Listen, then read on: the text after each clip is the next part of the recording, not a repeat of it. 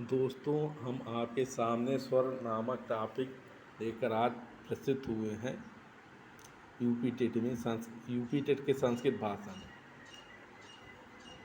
स्वर किसे कहते हैं। स्वयं राजन्ते इति स्वराः, जिनके उच्चारण में किसी अन्य वर्ण की आवश्यकता नहीं होती है उसे स्वर कहते हैं। अर्थात जो स्वयं से ही स्वतंत्र है, किसी अन्य वर्णों की आवश्यकता नहीं होती, उसे स्वर कहते हैं। इसे दूसरे भाषा में कहें स्वर अच भी कहते हैं, या अच प्रत्याहार के अंतर्गत ये वर्ण आते हैं। जैसे अयुड़, रिलिक, एऔंग, एऔच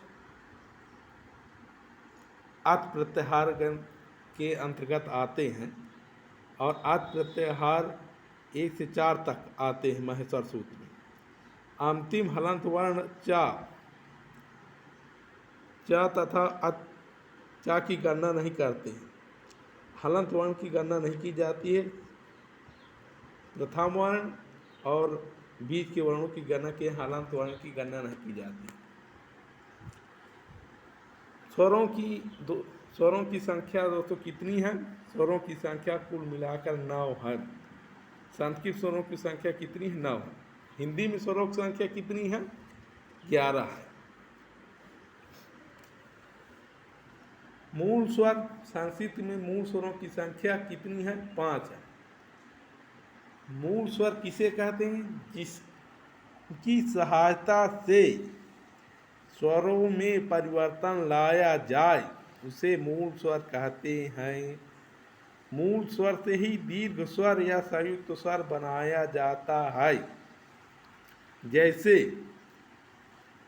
आ प्लस आ बराबर बड़ा दीर्घ स्वर, आ प्लस ई बराबर ए गुण स्वर। ये सब मूल स्वर से ही बने हैं। तो मूल स्वर से इनकी उत्पत्ति हुई है, व्युत्पत्ति हुई है। तो आ प्लस आ मिलकर दीर्घ हुआ, आ प्लस ई मिलकर ए हुआ। अब आते हैं संयुक्त स्वर। संयुक्त स्वर किसे कहते हैं? 2 स्वर आपस में मिलकर नया स्वर का रूप ले उसे संयुक्त स्वर कहते हैं। जैसे आ प्लस ई बराबर ए, आ प्लस उ बराबर ओ, आ प्लस ए बराबर आई, आ प्लस ओ बराबर आओ।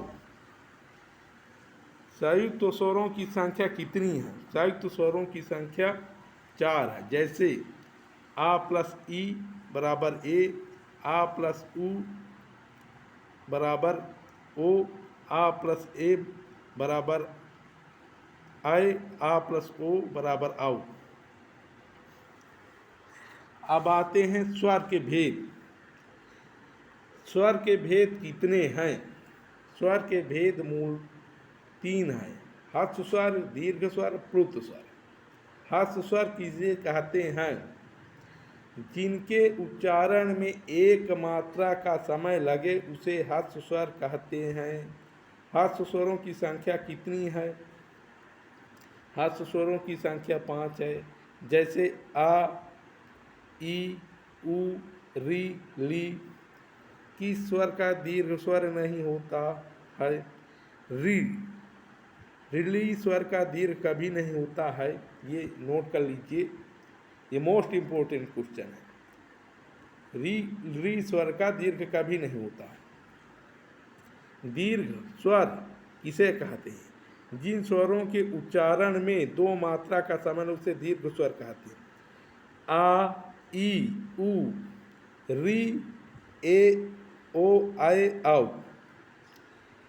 ये सब दीर्घ स्वर में है। दीर्घ स्वरों की संख्या कितनी है? 8 है। इसको नोट कर लीजिए, ये भी मोस्ट इम्पोर्टेंट क्वेश्चन। दीर्घ स्वरों की संख्या कितनी है? 8। और स्वरों की संख्या कितनी है? 9। इस क्वेश्चन में लोग कंफ्यूज हो जाते हैं।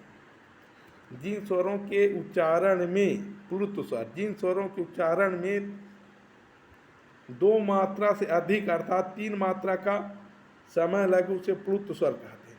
जैसे आ प्लस 3 क्री का बोधक ये होता है कि आगच्छ, कृष्ण। जहाँ लंबा समय लगे कहने में, वहाँ हम 3 दर्शा देती हैं। आगच्छ कृष्ण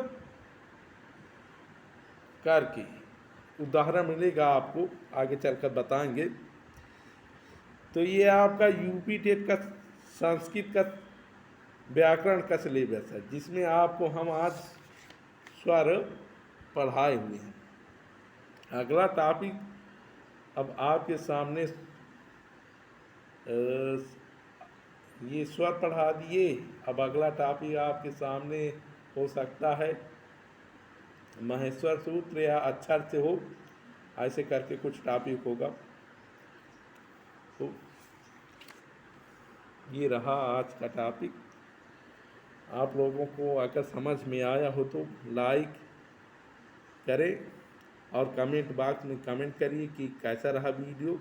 आगे को हमें सुझाव दीजिए, सर आपका वीडियो अच्छा रहा कि नहीं अच्छा रहा, तो वैसे हम सुधार करेंगे अपनी वाणी। आपकी वाणी कैसी है, आपकी शैली कैसी है पढ़ाने की, तो वैसे वैसे हम सुधार करेंगे। क्योंकि भाई हम अभी नए हैं, इसमें कोई दो राय नहीं है। आप लोगों को खुद ही उसमें मालूम चल गया होगा कि अभी नया चैनल है, तो आप लोगों की सहायता से हम आगे बढ़ेंगे। सब्सक्राइब करिए, लाइक करिए, आगे बढ़ाइए। तो जब लाइक करेंगे, सब्सक्राइब करेंगे, तभी तो हमें वीडियो बनाएंगे, हमें भी मोटिवेशन मिलेगा, प्रेरणा मिलेगा कि हाँ हम जो पढ़ाते हैं अच्छा पढ़ाते हैं कि खराब पढ़ाते हैं, गलत पढ़ाते हैं। अपने आप में सुधार करेंगे। ठीक है, रखते हैं, कल फिर यही समय पे मिलेंगे।